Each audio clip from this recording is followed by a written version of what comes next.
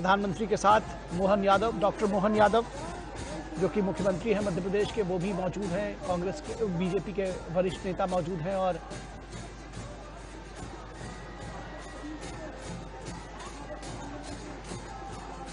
प्रधानमंत्री का स्वागत करने के लिए, उनकी एक झलक पाने के लिए सड़क के दोनों तरफ ये भोपाल की तस्वीरें आप देख रहे हैं। बड़ी संख्या में लोग उमड़े हुए हैं।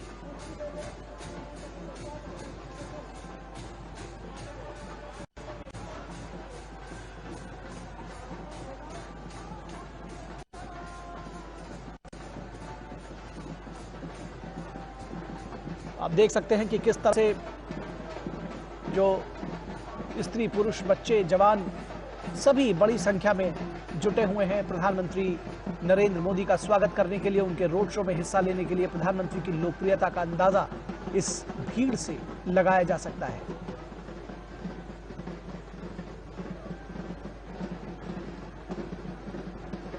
और मध्य प्रदेश बीजेपी की चुनावी गुणागणित के हिसाब से नरेंद्र मोदी का स्वागत करने के लिए, उनके रोड शो में हिस्सा लेने के लिए प्रधानमंत्री की लोकप्रियता का अंदाजा इस भीड़ से लगाया जा सकता है।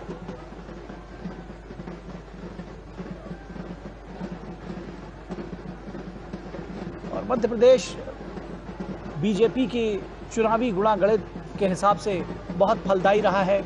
2019 के चुनावों में 28 सीटें बीजेपी को मिली थी 29 में से। 2014 के चुनावों में 29 में से 27 सीटें जीती थी बीजेपी ने। और इस बार भी इसी प्रयास के साथ कि अधिक से अधिक सीटें मध्य प्रदेश से जीती जाएं। भोपाल मध्य प्रदेश की राजधानी और यहां पर यह रोड शो प्रधानमंत्री का पब्लिक से सीधे कनेक्ट करने का एक प्रयास। और प्रधानमंत्री की लोकप्रियता चाहे ये चुनावों के दौरान हो या वैसे भी जब वो रोड शोज करते रहे हैं, पब्लिक के बीच में जाते रहे हैं, तो पूरे भारतवर्ष में कहीं भी जहां उन्होंने रोड शो किया है, जबरदस्त भीड़ जुटती है प्रधानमंत्री को देखने के लिए, उनकी एक झलक पाने के लिए, उनके साथ अपना सरोकार जोड़ने के लिए। और भोपाल में मौजूद है हमारे संवाददाता नीरज सिंह, उनसे जुड़ते हैं और हमारे साथ हमारे संपादकीय सलाहकार विनोद मिश्रा भी जुड़े हुए हैं। नीरज के पास पहले चलते हैं। नीरज, ये जो भीड़ उमड़ी है निश्चित तौर पर चुनाव के मौसम में बीजेपी के जो कार्यकर्ता है, पार्टी है, उनको उत्साहित करने वाली होगी। है और आप देखें कि लाखों की संख्या में जो लोग हैं वो इंतजार कर रहे थे, उनका इंतजार खत्म हुआ और बड़ी संख्या में प्रधानमंत्री को देखने के लिए, उनसे रूबरू होने के लिए भोपाल की सड़कों पर लोग उतरे हैं। और आपको बता दें लेकिन कि ये न्यू मार्केट का इलाका है और भोपाल का एक तरीके से दिल कहा जाता है। और जो चारों तरफ आप जिन लोगों को दिखाई दे रहे हैं वो भोपाल और उसके आसपास के लोग हैं, खासतौर से मध्य प्रदेश की अलग अलग कम्युनिटी के जो लोग हैं वो यहाँ पर मौजूद है। व्यापारी वर्ग यहाँ पर मौजूद है, सिख समुदाय के लोग यहाँ पर मौजूद है।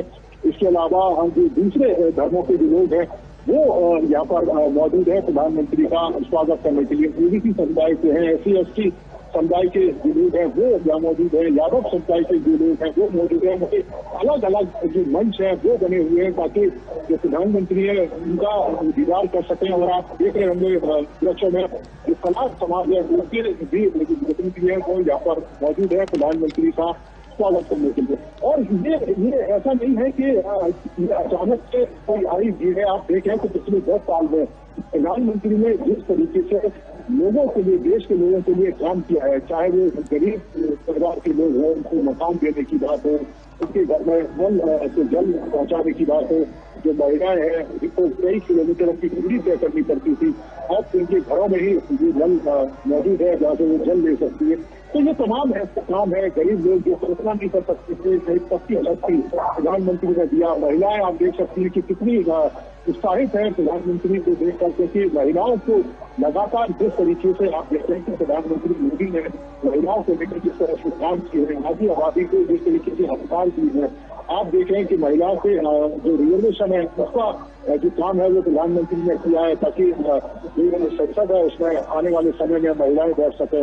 महिलाओं के लिए तमाम तरह की योजनाएं, लाडली बहना योजना, जिसमें बड़ी भूमिका भी निभाई थी मध्य प्रदेश में उस समय जो सरकार है बीजेपी की वापस आई थी, वही खुशी इन महिलाओं की दिखाई दे रही है जब प्रधानमंत्री का इस्तेमाल कर रही है, प्रधानमंत्री को इस तरीके से आशीर्वाद दे रही है।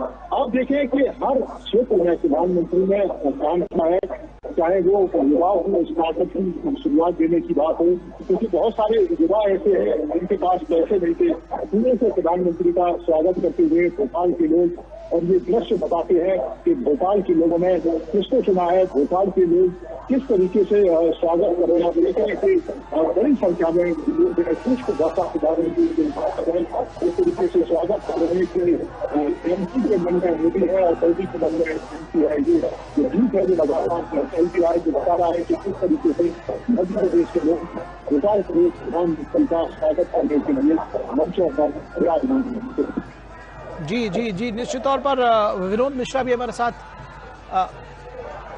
जुड़ेंगे थोड़ी देर में। नीरज, आपसे अगर हम समझना चाहें, भोपाल में प्रधानमंत्री नरेंद्र मोदी के इस रोड शो के मायने क्या है, किस तरह से इसको देखना समझना चाहिए, और मध्य प्रदेश की सियासी तासीर को अगर हम समझना चाहें आपसे, कैसे बताएंगे? देखिए, बिल्कुल आप देखें इन दृश्यों को, ये दृश्य बताते हैं कि मध्य प्रदेश में भारतीय जनता पार्टी स्थिति है किस तरह की है। और हमने मध्य प्रदेश के जो मुख्यमंत्री है उनका इंटरव्यू भी किया था, और जिसमें प्रधानमंत्री के साथ मंच पर विराजमान भी है वो, और उन्होंने ये कहा कि 29 सीटें भारतीय जनता पार्टी इस बार मध्य प्रदेश से जीतेगी। और ये केवल शब्द नहीं है, ये एक संख्या नहीं है, उन्होंने कहा कि इसके पीछे प्रधानमंत्री के 10 सालों में जो लगातार कार्य किए गए, राज्य की सरकार के द्वारा जो लोग हैं उनको उनके लिए जो काम किए गए, उसी का परिणाम है कि जहाँ जो जिस क्षेत्र में जाते हैं वहाँ पे बड़ी संख्या में लोग हैं वो इस बात को कहते हैं कि जो सरकार है, मोदी सरकार है, उन्होंने 10 साल में यहाँ की दिशा और दिशा उसको बदल दिया है, और वही जो भीड़ है वो यात्रा दिखाई देती है। आप देखें कि हम युवाओं की बात कर रहे थे, युवाओं को सबसे ज्यादा आप देखें एक तो रोजगार की दरकार रहती है, दूसरे तमाम युवा है जो स्टार्टअप शुरू करना चाहते हैं, पैसे की कमी रहती है। आप देखें कि कई तरह की योजनाएं प्रधानमंत्री ने शुरू की जो पैसे को दे रही है युवाओं को, ताकि वे स्टार्टअप कर सकें। इसके अलावा आप महिलाओं को देखें, महिलाओं को एक जरूरत रहती है कि जो उनकी जो सुरक्षा है वो बेहतर तरीके से हो सके। इसके अलावा महिला सशक्तिकरण की दिशा में भी जो राजनीतिक पार्टियां वो काम करें। आप देखें पिछले 10 सालों में प्रधानमंत्री किस तरीके से कर रहे हैं काम, ताकि जो महिला है वो आगे निकल कर आ सके, घरों से निकलकर वैश्विक मंच पर अपना जो नाम है, अपना जो परचम है वो फैला सके। गरीब लोगों के लिए क्या दरकार रहती है? गरीब लोगों के लिए दरकार रहती है कि उनको खाने को मिल जाए और उनको सोने के लिए सख्ती। जी, निश्चित तौर पर ये जो तस्वीरें हैं ये अपने आप में बहुत कुछ बयां करती हैं प्रधानमंत्री की लोकप्रियता का, कि एक झलक अगर कोई देखना समझना चाहता है तो मध्य प्रदेश की राजधानी भोपाल की ये तस्वीरें बताएंगे। विनोद मिश्रा हमारे संपादकीय सलाहकार हमारे साथ जुड़े हुए हैं। विनोद जी, अगर हम मध्य प्रदेश की सियासी तासीर को समझना चाहें, कैसे बताएंगे आप? क्या अपना ही प्रदर्शन दोहराने की चुनौती है बीजेपी के लिए? 2014-2019 में शानदार प्रदर्शन किया था।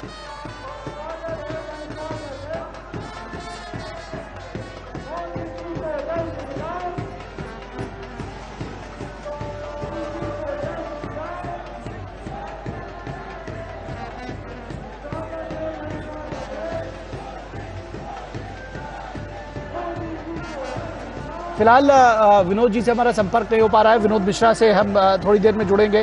नीरज, आपको लगता है कि बीजेपी के पास अपना ही प्रदर्शन दोहराने की एक चुनौती है? 2019 में 29 में से 28 सीट, 2014 में 27 सीट, जिसको कहते हैं कि लगभग सैचुरेशन लेवल तक पहुंच चुकी है, उसको दोहराने की चुनौती है कहीं ना कहीं? देखिए, चुनौती बिल्कुल है, और चुनौती को हम इस रूप में देख सकते हैं कि पिछली बार 2019 का जो चुनाव हुआ था जो शिवराज है उनके नेतृत्व में चुनाव हुआ था, और इस बार का जो चुनाव है मोहन यादव जो मुख्यमंत्री है और नए मुख्यमंत्री है उनके ऊपर ये चुनौती है कि कम से कम पिछली बार का जो प्रदर्शन है उस प्रदर्शन को बरकरार रखा जाए। और आप देख रहे हैं कि जिस तरीके से वो बात का जिक्र कर रहे हैं कि वो 29 सीटें हैं वो यहाँ से जीतेंगे, यानी कि जो प्रदर्शन है उसको बरकरार रखेंगे, बल्कि पिछली बार से जो संख्या है उस संख्या में बढ़ोतरी करेंगे। तो निश्चित तौर पर ये एक नए के लिए चुनौती भी है। यहाँ तक केंद्र सरकार की तमाम योजना की बात है या मोदी प्रधानमंत्री मोदी की योग्यता की बात है तो ये दृश्य आपको दिखा रहे हैं कि किस तरीके से लोग अपने मुख्यमंत्री का स्वागत कर रहे हैं, और इसमें कोई दोहराई नहीं होनी चाहिए कि इन दृश्यों को देखकर भारतीय जनता पार्टी के कार्यकर्ता और भारतीय जनता पार्टी के जो तमाम नेता चुनाव में खड़े हुए उनको एक उत्साह मिलेगा, उनको कह सकते हैं कि एक नई ऊर्जा है वो मिलेगी इन दृश्यों को देखकर के बड़ी संख्या में लोग सफलता इस्तेमाल करने के लिए। और प्रधानमंत्री आप कहते हैं कि जब प्रधानमंत्री पहले में संबोधित करते हैं तो आपकी मन की बात होती है और सरकार की जो सारी योजनाएं रहती है आने वाले समय में। ठीक है नीरज, ठीक है नीरज, एक बार फिर से विनोद मिश्रा से जुड़ने की कोशिश करते हैं। विनोद जी, अगर आप हमारे साथ जुड़े हुए हैं तो समझना चाहेंगे आपसे किस तरह से मध्य प्रदेश की जो पूरी सियासत है बीजेपी के लिए अपना प्रदर्शन, जो शानदार प्रदर्शन 2014 में 27 सीटों के साथ 28 सीटें जीती थी 29 में से 2019 में, उस प्रदर्शन को दोहराने की तो चुनौती है ही है, साथ ही साथ एक नई टीम डॉक्टर मोहन यादव के साथ प्रदेश में आई है। किस तरह से देखते हैं इस पूरे सिनेरियो को, राजनीतिक परिदृश्य को मध्य प्रदेश के विशेष संदर्भ में? लेकिन मैं अगर इस चीज को, इस भीड़ को देखें और ये जो लोगों का जो जनसैलाब आज भोपाल के इस शाम में उमड़ के आई है, तो इसके आप इस बात को तो कह सकते हैं कि प्राइम मिनिस्टर मोदी का एक मध्य प्रदेश से एक पुराना नाता है।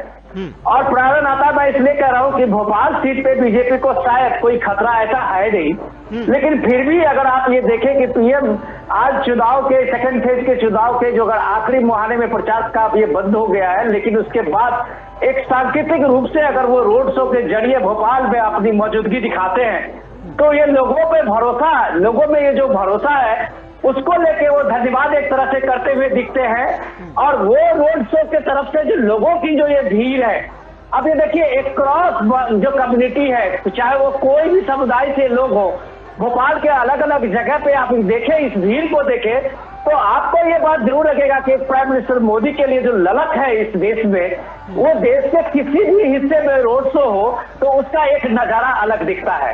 चुनाव के इस मौसम में आप अगर ये देखें कि ये पूरे हर जगह में रोड शो हर पार्टियों की तरफ से हो रही है और उसमें जितने भी टॉप लीडर है, शीर्ष नेतृत्व है, वो अपने अपने रोड शो अपने नेताओं के लिए कर रहे हैं, उसका आयोजन भी कर रहे हैं। लेकिन जब आप प्राइम मिनिस्टर का रोड शो कहीं देखते हैं तो वो लगता है कि एक अलग नजारा खुद के सामने उभर के आता है। और नजारा एक लोक उत्सव का होता है। वो नजारा जो होता है वो सामाजिक भागीदारी का जो पीएम का एक मंत्र रहा है, उसमें लोगों का वो एक कृतज्ञता है जो पीएम के उस रिपोर्ट कार्ड को जब वो रखते हैं और कहते हैं कि जब हमने इस देश के लिए इस देश के जो विकसित भारत के संकल्प के लिए जो हमारा अभियान है, तो ये लोगों की जो प्रतिध्वनि आप देख रहे हैं तो कहीं ना कहीं उनके साथ में वो एक मुखर आवाज आपको चारों बगल से सुनाई दे रही है। लेकिन सबसे इंपॉर्टेंट चीज जो आप बता रहे थे, जो पॉलिटिकल आप बता रहे थे कि इस देश में देखिए फर्स्ट फेज के चुनाव तक लोग कहते थे कि चुनाव अभी तक माहौल जो है राजनीति का गरमाई नहीं है। अब माहौल कैसे गरमाई है, अब सेकेंड फेज में आते आते देखिए कि जिस पूरे इलेक्शन कैंपेन को कांग्रेस ने एक तरह से एक नैरेटिव बना के किया कि पीएम 400 पार का नारा क्यों देते हैं, वो 400 पार का नारा जो पीएम का है वो संविधान बदलने वाला है, आरक्षण बदलने वाला है, तो आज पीएम ने उसका माकूल जवाब उसी भोपाल की धरती पे सागर में दिया है। और जब उन्होंने कहा है कि कांग्रेस की चोरी पकड़ी गई है, उन्होंने उसका जिक्र किया है कि कैसे कर्नाटक की सरकार ने पूरे के पूरे मुस्लिम कम्युनिटी को किस तरह से पूरा आरक्षण ओबीसी के आरक्षण में कर दिया है। जो नेशनल जो ओबीसी कमीशन है उसकी एक रिपोर्ट सामने आई है। तो ये सारी चीजें कांग्रेस ने एजेंडा की जो राजनीति करने की कोशिश की थी, उसका जवाब पीएम अब सेकेंड फेज में दे रहे हैं। क्योंकि विकसित भारत संकल्प के बाद अगर पीएम कहते रहे कि हम 400 पार और एनडीए 400 पार और बीजेपी 370 की बात करती है इस बार इस इलेक्शन में, तो लोग इसको का पार्टी विपक्ष के इंडिया गठबंधन इसका नैरेटिव बता रहे थे कि ये शायद इनको इतनी बड़ी मेजोरिटी इसलिए चाहिए कि संविधान बदलना है। अगर सब ये आज जो आरोप लग रहे हैं कांग्रेस पार्टी पर और इंडिया गठबंधन पे, अगर वो कह रहे हैं कि ये झूठ है, तो क्या वो कल उनका बयान, उनका नैरेटिव क्या कल सच था? तो ये जो लोगों की उत्सुकता देखते हैं, हर के हाथ में मोबाइल लिए हुए लोग जिस तरह से एक एक पल की तस्वीर अपने मोबाइल फोन में उतारना चाहते हैं, शायद ये उसका जवाब होता है कि पीएम किस विश्वास से कहते हैं अब की बार 400 पार। लेकिन जी जो आपने मुद्दों की बात की, चाहे वो आरक्षण का मुद्दा हो, संविधान बचाओ, जो एक संविधान बचाने की बात जो कही जा रही है उसका मुद्दा हो, या फिर संपत्ति के बराबर बंटवारे का मुद्दा हो, किस तरह से पब्लिक के बीच में ये गया है और क्या देखा जाए तो कांग्रेस के ही मैनिफेस्टो को जनता के बीच में सही ढंग से रखने की कोशिश कर रही है बीजेपी और प्रधानमंत्री की अगुवाई में, कैसे देखते हैं इसको? लेकिन देखिए, ये इम्पोर्टेंट है कि आज कैसे डिस्कोर्स चेंज हुआ है। डिस्कोर्स चेंज मैं इसलिए कह रहा हूं कि आप इस चीज को समझिए कि कल तक जो लोग एजेंडा पार्टियों ने विकास के नाम पर, डेवलपमेंट के उसको छोड़ के सीधे एजेंडा बना रहे थे, वो आज कह रहे हैं कि पीएम मोदी मुद्दे की बात क्यों नहीं करते हैं, पीएम मोदी मुद्दे से क्यों भटक रहे हैं। राहुल गांधी ने आज ही कहा है एक सम्मेलन में कि पीएम मोदी हमारे जो क्रांतिकारी हमारा मैनिफेस्टो है उससे घबरा गए हैं। तो क्या आपके क्रांतिकारी मैनिफेस्टो ये है कि आप वेल्थ डिस्ट्रीब्यूशन करेंगे और लोगों से क्या जो धन मेहनत से कमाया हुआ है इस देश के लोगों ने, इसके पुरखों ने, आप उसको विरासत टैक्स लगा के उसका 55% हड़प लेंगे, जो सैम पित्रोदा ने आज इसका खुलासा किया है। तो आप ये सिर्फ एजेंडा और परसेप्शन की लड़ाई लड़ने आते हैं, तो आप ये बात जान लीजिए कि पीएम मोदी के तर्कस में ऐसे कई तीर हैं जो आपके सारे एजेंडे धराशायी होंगे। और ये तो आप मानिए कि इस सेकेंड फेज में आते आते ये भारत का ये लोकतंत्र का जो महोत्सव है वो इंटरेस्टिंग हो गया है कि आप जमीनी सच्चाई पे चुनाव लड़ेंगे या आप परसेप्शन पे लड़ेंगे। तो पीएम मोदी ने एक तरह से चुनौती दिया है कि आप जमीनी मुद्दे पे लड़ेंगे तो वो काम भी आपको हम दिखाएंगे, और एजेंडे पे लड़ेंगे तो भी आपका हम पर्दाफाश करेंगे। और ये पर्दाफाश जो है शायद लोगों में एक गजब का जोश दिया है, और वो जोश जो है शायद मुझे लगता है कि सेकंड फेज के जो पोलिंग टर्नआउट होगी आपको लगेगा कि इसमें भारी तादाद में लोग पोलिंग बूथ पे जमा होने जा रहे हैं। लेकिन जी एक बात और आपसे समझना चाहेंगे, ये जो सेफ सीट्स पर रोड शो और रैलियां करने का जो बीजेपी का चलन है या प्रधानमंत्री वहां तक भी पहुंचते हैं, ये किस रणनीति का हिस्सा है? आपने देखा गाजियाबाद की जो सीट थी वो बीजेपी के लिए सेफ सीट समझी जाती थी, भोपाल जैसे हैं, तो इन सीटों पर भी जनता के बीच में पहुंचना किस तरह की रणनीति है ये? लेकिन देखिए, पीएम का रोड शो का आप ये देखिए, यहाँ पे बीजेपी के कैंडिडेट आलोक शर्मा हैं, और आप ये देखिए कि इससे पहले जो चुनाव 2019 में ये चुनाव जो था साध्वी प्रज्ञा और Digvijay Singh, former chief minister Digvijay Singh के बीच में था। बहुत जबरदस्त मुकाबला था, कांटे की टक्कर थी, और उसके बाद भी साध्वी प्रज्ञा ने दिग्विजय सिंह को 2 लाख से ज्यादा मतों से हराया था। इस बार साध्वी प्रज्ञा के बदले में इस बार आलोक शर्मा को यहाँ पे कैंडिडेट दिया गया है।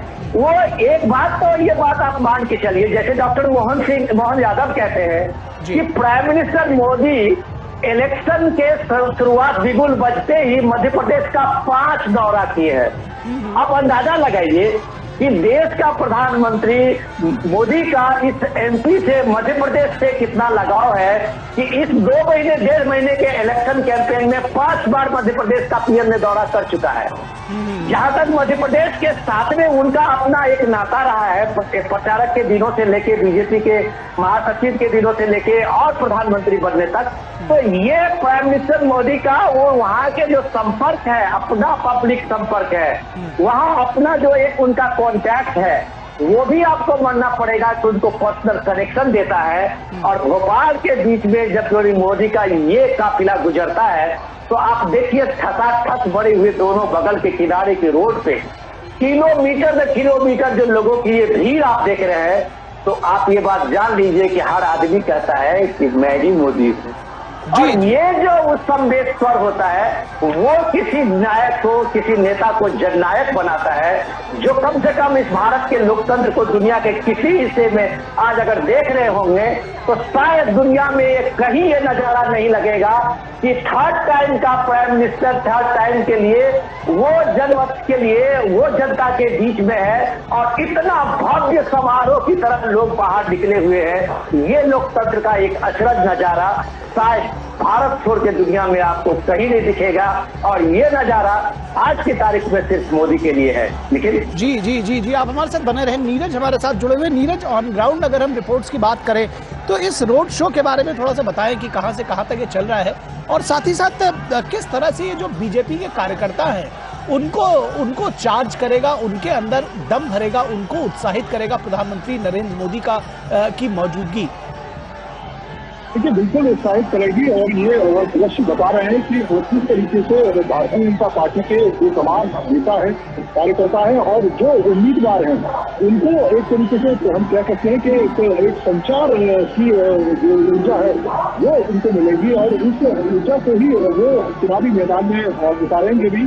और आप देख सकते हैं कि किस तरीके से स्वागत करने के लिए लेजर को प्रधानमंत्री का यहाँ पर दिखाया जा रहा है कि किस तरीके से जो 80 बार जो 400 पार का जो नारा है जो भारतीय जनता पार्टी ने लगाया है वो इसी नारे को साकार करने के लिए दिन रात मेहनत की जा रही है। जिस इलाके की हम बात करें ये न्यू मार्केट का इलाका है और उसको भोपाल का हार्ट कहते हैं। भोपाल की एकदम मध्य का ये इलाका है जहाँ से प्रधानमंत्री का जो रोड शो है वो गुजर रहा है। और आप देखें कि तमाम जो छतें हैं, इसके अलावा जो बालकनी वाला लोग हैं मौजूद है प्रधानमंत्री का स्वागत करने के लिए। जगह जगह प्रधानमंत्री की जो पुष्प वर्षा से स्वागत है वो जाति के लोग हैं जो कर रहे हैं। और दूसरा आप देखें कि ये कोई एकदम अचानक से आई हुई जो भीड़ है वो नहीं है।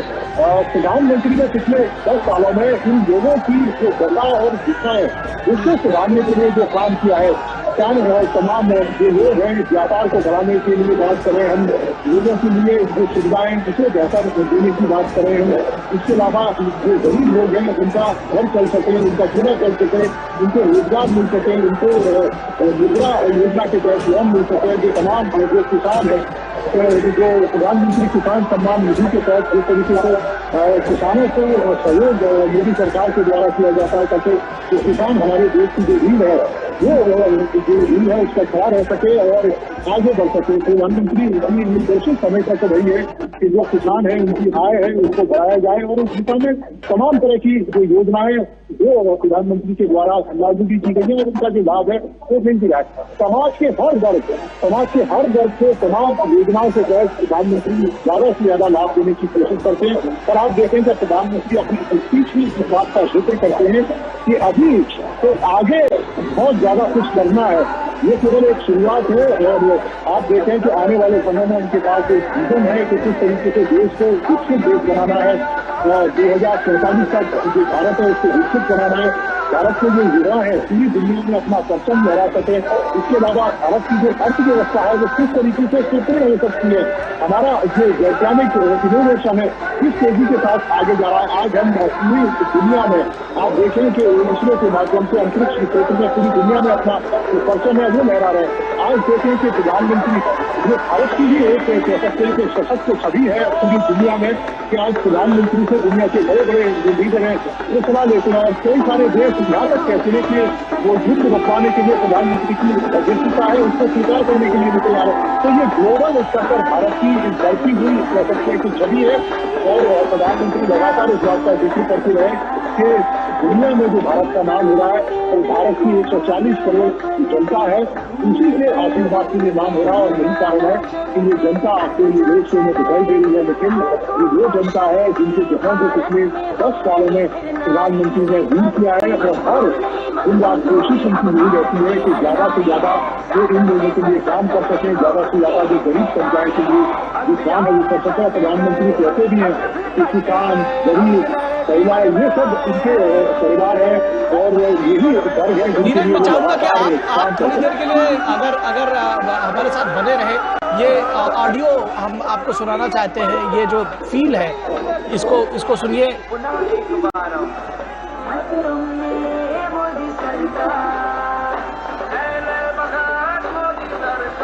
ये जो नारे गूंज रहे हैं, जो गाजे बाजे के साथ में, और जो एक जबरदस्त शोर है, संवेद स्वर है, उसको सुना जा सकता है।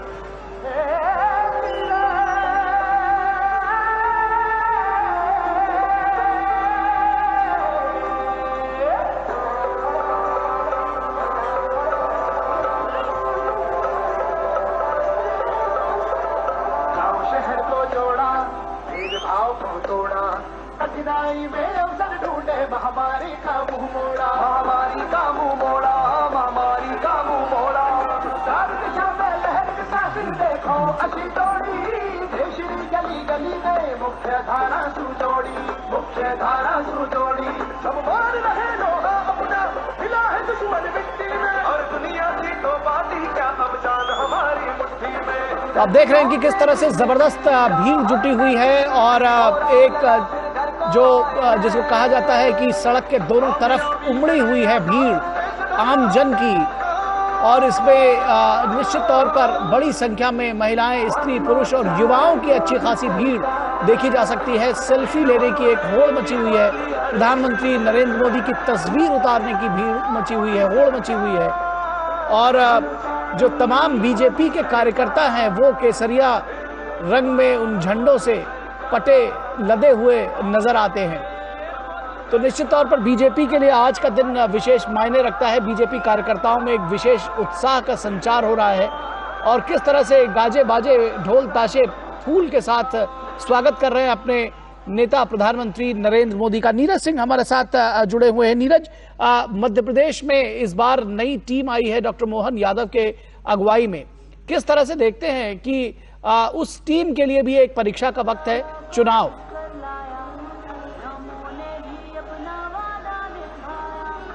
नीरज हमारे साथ जुड़े हुए हैं।